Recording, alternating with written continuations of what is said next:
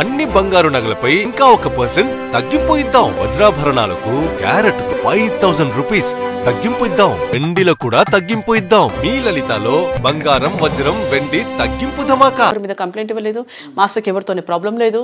ఆయన స్టార్టింగ్ నుంచి నమ్ముకొని వచ్చాడు వర్క్. ఇప్పుడు అలాగే చేస్తున్నారు, అలాగే చేస్తారు. జానీ మాస్టర్ మీద ఇంకోటి ఏంటంటే ఆయన తెలుగు డాన్సర్స్ కన్నా ముంబై డాన్సర్స్కి ఎక్కువ సపోర్ట్ చేస్తారు. సో అక్కడి నుంచి డాన్సర్స్ తీసుకొస్తారు. దీనివల్ల జరుగుతుంది అంటారు. ఇంకొకటి ఏంటంటే తెలుగు డాన్సర్స్ అని చెప్పంటే మాకు ఉన్నది తక్కువ మంది డాన్సర్స్, అంత ఎక్కువ లేరు. నిజంగా అనుకుంటే Shekhar master, Jani master, Ganesh master songs పెట్టుకుంటే డాన్సర్సే దొరకరు మా దగ్గర. ఓకే, ఒక్కో దాంట్లో వాళ్ళు 500 మంది 400 మందిని పెట్టి ఆడిస్తున్నారు. మా దగ్గర ఉన్నది 600 మంది. ముగ్గురికి ఎలా అది చేసుకుంటూ ఉంటారు? ఒక రీజన్. ఇంకొకటి ఏంటంటే ఇప్పుడు యాజ్ మీరు ప్రొడ్యూసర్, నేను ప్రొడ్యూసర్ ఉన్నాను. నా సినిమా అందంగా ఉండాలి అనుకుంటాను, నా సినిమా బాగుండాలి అనుకుంటాను. సో డబ్బులు పెట్టే డైరెక్టర్ ఆయన కావాల్సుకున్న ప్రొడ్యూసర్ చెప్పినట్టు మేము వినాలి. మేము జస్ట్ మేము వర్క్ చేసే వాళ్ళమే, మా డెసిషన్ ఉండదు. ప్రొడ్యూసర్ కానీ డైరెక్టర్ గారు కానీ అందంగా చూపించాలి, సాంగ్ అందంగా డిజైన్ చేయాలి. వాళ్ళు చెప్పినట్టు మేము చేస్తాం కానీ లేదు సార్ మేము మా వాళ్ళని పెట్టుకుంటాము, మా ఇంట్లో వాళ్ళని పెట్టుకుంటాము, సాంగ్ ఇలాగే ఉంటుందంటే నువ్వు వెళ్ళి బాబు ఇంకోళ్ళు చూసుకుంటాం అంటారు. సో మా ప్రొఫెషన్ మేము కాపాడుకోవాలి కదా. జానీ మాస్టర్ సపోర్ట్ చేస్తూ చిన్ని ప్రకాష్ మాస్టర్ కూడా ఆవిడ సపోర్ట్ చేస్తారు. ఆవిడ కొడుకు లాంటి వాడు, ఇలా జరుగుతుంది నమ్మను. సో ఆవిడ స్ట్రాంగ్గా సపోర్ట్ చేస్తారు జానీ మాస్టర్కి. ఆవిడ మహిళ కొరియోగ్రాఫర్ 30 ఏళ్ళ నుంచి ఉన్నారు అక్కడ ఇండస్ట్రీలో. సో ఆవిడ అభిప్రాయం ఏంటి? ఇప్పుడు సపోర్ట్ ఇవ్వడం అని కాదు, వాస్తవం మాట్లాడారు మేడం. మేడం ఏది మాట్లాడినా కూడా తన ఎక్స్పీరియన్స్ ముందు మన వయసు కూడా అంత ఉండదు. తను ఎన్ని ఫేస్ చేసుకుంటూ వచ్చి ఉంటుంటారు. సినిమా ఇండస్ట్రీలో అంటే ఏంటి అని తెలుస్తుంది. ఇక్కడ నాకు తెలియలేదు, నేను అవకాశం కోసం వెయిట్ చేశాను, లేదా నాకు ఇవన్నీ కూడా చెప్పుకోవడానికి వాళ్ళు చెప్పుకోవడానికి ఎలా అనిపిస్తుంది కానీ వినడానికి అయితే కొంచెం అందరూ కూడా ఇబ్బందికరంగా. ఎందుకంటే ఇంతమంది పబ్లిక్లో జరుగుతుంది. ఇప్పుడు ఆఫీస్ అంటే ఏదో 4 మధ్యలో వెళ్తారు, ఏదైనా షాప్లో పనిచేస్తున్నారంటే ఏదో 4 మధ్యలో ఉంటారు. సినిమా ఇండస్ట్రీ అంటే కొన్ని వందలు కొన్ని వేల మంది ఉంటారు. సో ఇంతమంది మధ్యలో కూడా నాకు ఇలా, ఎందుకంటే మేడం మాట్లాడింది కూడా కరెక్టే, అన్నీ తెలిసి జరుగుతాయి. తెలియకుండా జరుగుతుంది సినిమా ఇండస్ట్రీలో, ఏం తెలియకుండా వచ్చాము అని కాదు. ఇంకొకటి నువ్వు సింగిల్ కాదు, నీ ఫ్యామిలీ ఉంది, నీ ఫ్యామిలీ నిమిషానికి పట్టించుకోవాలి. ఫ్రెండ్స్ ఉంటారు, ఎవరితోనైనా మాట్లాడుతూ ఉంటారు. సో ఇది నేను చివరిగా చెప్పడం ఏంటి అంటే సినిమా ఇండస్ట్రీలో అన్ని తెలుసుకొని వస్తారు, తెలుసుకొని జరుగుతుంది, తెలుసుకునే ఫ్రెండ్షిప్లో ఉన్నారు. లాస్ట్ ఎక్కడో చెడింది, అది సుమలతకు తెలిసిందా లేకపోతే ఇంకేదైనా జరిగిందా అనే విషయంలో జరిగింది ఒకటైతే మనకి పోర్ట్రేట్ అవుతుంది. ఇంకోటి ఇస్లాంలో మరణ ఆరోపణలు వచ్చినాయి, ముస్లిం కాబట్టి జానీ మాస్టర్, సో అంతంగా అట్లా కూడా వచ్చినాయి. సో దీని గురించి ఎందుకంటే అండి నిజంగా మాస్టర్ ఈ మతం మారండి ఆ మతం మారండి అనేటప్పుడు కాదు.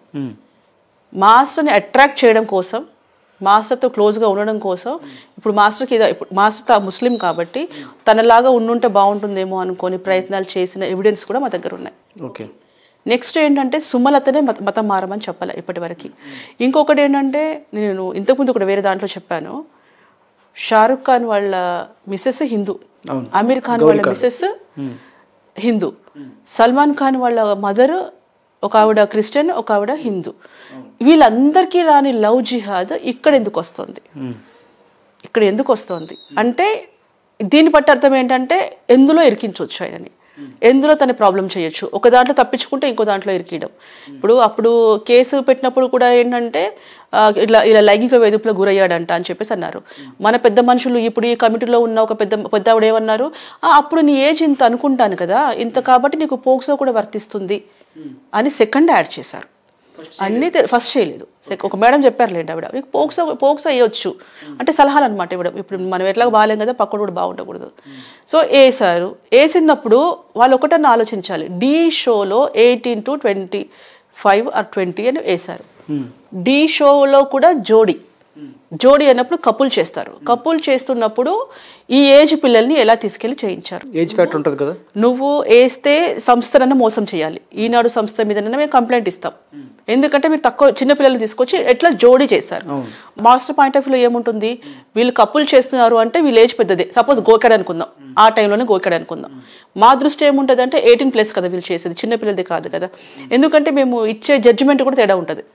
చిన్నపిల్లలు అయితే చేసావు నాన్న, అది నాన్న, ఇది నాన్న అని అంటాం. పెద్దోళ్ళు అయితే నువ్వు ఆసం చేస్తావు, నువ్వు చింపేసినావు, నీ పర్ఫార్మెన్స్ అట్లా అంటే చెప్పే దాంట్లో బట్టి కూడా చేంజెస్ ఉంటుంది.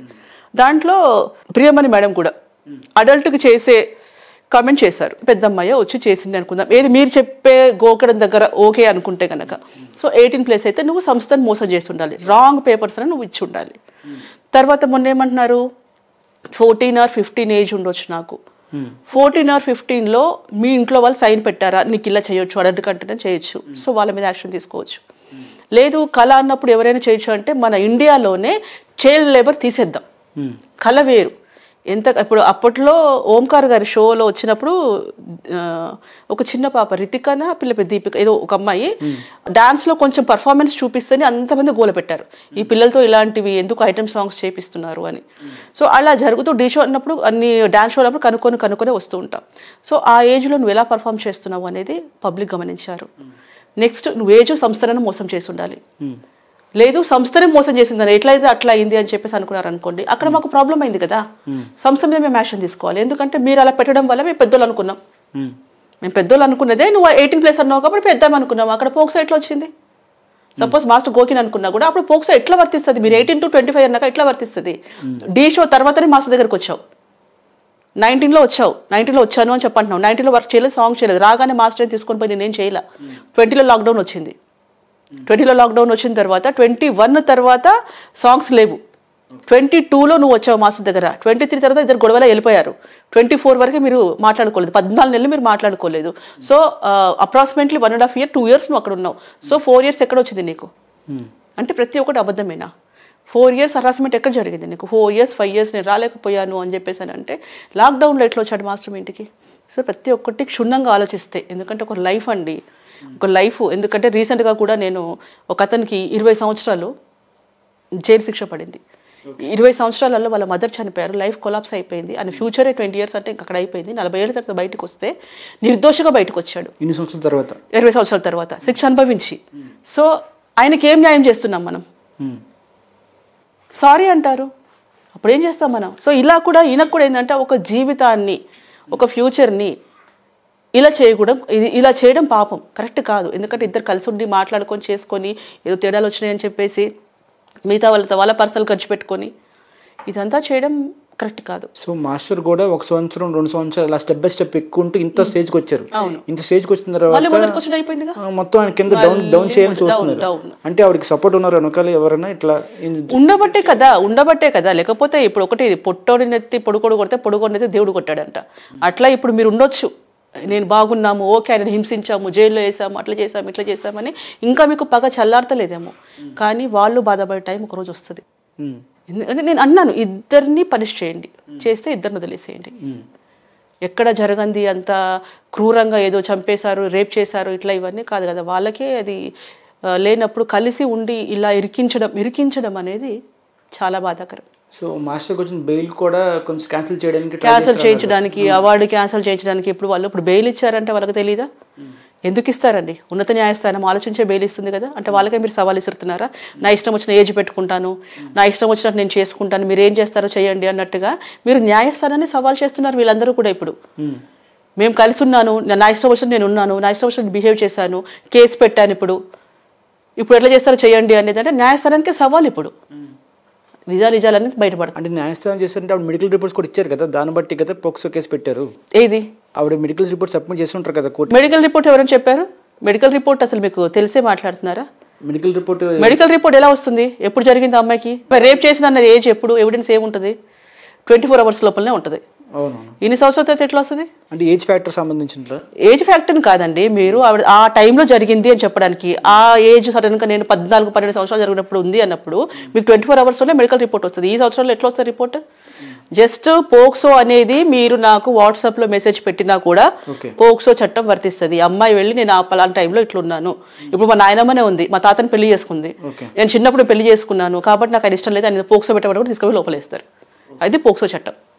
సో దాన్ని అడ్డం పెట్టుకుని ఎందుకు వేధిస్తున్నారు అని అడుగుతున్నాను. రామ్ చరణ్ కూడా సపోర్ట్ చేశారు మాస్టర్ కి, సంథింగ్ నెక్స్ట్ మూవీకి సాంగ్ ఇస్తా అని చెప్పి. సపోర్ట్ వర్క్ పరంగా అందరికీ సపోర్ట్ ఉంటుంది, ఇన్న కేసు గురించి కాదు. అంటే ఇప్పుడు జనసేన గురించి కూడా కొంచెం ఆయన సస్పెండ్ చేశారు పార్టీ నుంచి ఈ కేసు ద్వారా గురించి. సో తర్వాత ఆయన మాట్లాడారా? సస్పెండ్ చేయడం అంటే కార్యకలాపాలకి దూరంగా పెట్టారు.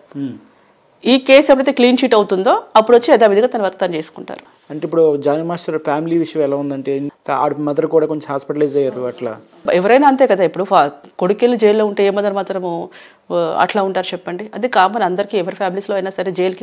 ఎవరు కూడా జైలుకి వెళ్ళాలని కోరుకోవద్దు అసలు. ఎందుకంటే అది ఇంకా లాస్ట్ స్టేజ్. ఇంకా అది ఇంకా నాకు తెలిసినంత వరకు అయితే ఇప్పటికైనా ఎవరైనా అర్థం చేసుకొని దీని ఇంతటితో ఆపేసుకుంటే బాగుంటుందని అనుకుంటున్నాను. Thank you. ఓకేనండి, ఈరోజు ప్రత్యేక ఇంటర్వ్యూ. నెక్స్ట్ ఇంటర్వ్యూతో మళ్ళీ కలుద్దాం. Signing off.